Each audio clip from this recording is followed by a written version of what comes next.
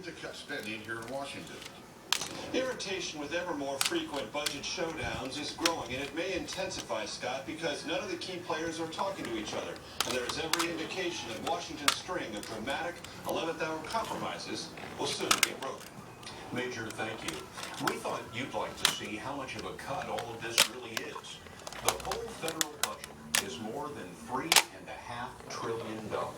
The budget cut that would start on Friday is $85 billion, so that's a cut of 2.4% of the budget.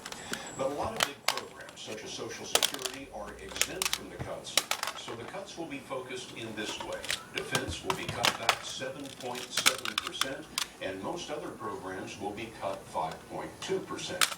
Here's the trouble. The law does not allow bureaucrats to decide where to take the cuts. They must cut across the board, cutting the useless as well as the vital. Wyatt Andrews found that out at the National Institutes of Health.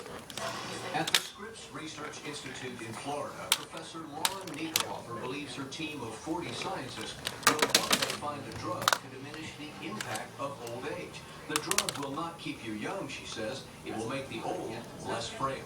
My hypothesis would be that there would actually be drugs that you could use that would simultaneously dampen osteoporosis, dementia, maybe some fatigue and muscle wasting all at the same time.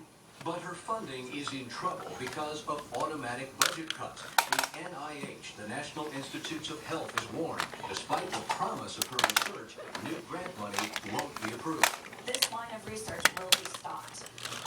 There's no other choice. And this is not just my case. There's hundreds of other scientists who are in the exact same boat. We have DNA samples. Dr. Francis Collins is the director of the NIH. He calls the budget cut sand in the engine in the search for medical discoveries in every area: cancer, aging, Alzheimer's, and diabetes. To reach $1.6 billion in cuts, Collins says the NIH will turn down 1,000 of the best new research proposals for the nation's leading labs and medical schools. Medical research in America will be slowed by this. Advances that could have happened sooner will happen later, or perhaps not at all. You're turning down more and more of the best new ideas. I'm afraid we are. And this is what wakes me up in the middle of the night. The cut will impact Collins directly. He's a research scientist on diabetes and on aging. I have to ask, might your personal experiment be cut? Absolutely.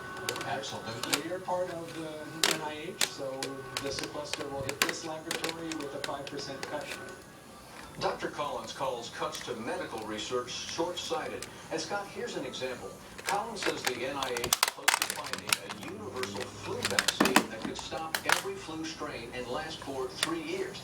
That kind of vaccine could save the economy tens of billions of dollars, but might be delayed as the NIH saves $1.6 billion.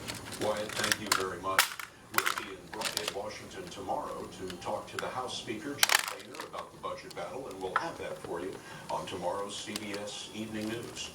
Pope Benedict has just 3 days left in office, and today, in one of his last acts before retiring, he changed the church rules so that the election of his successor can begin sooner.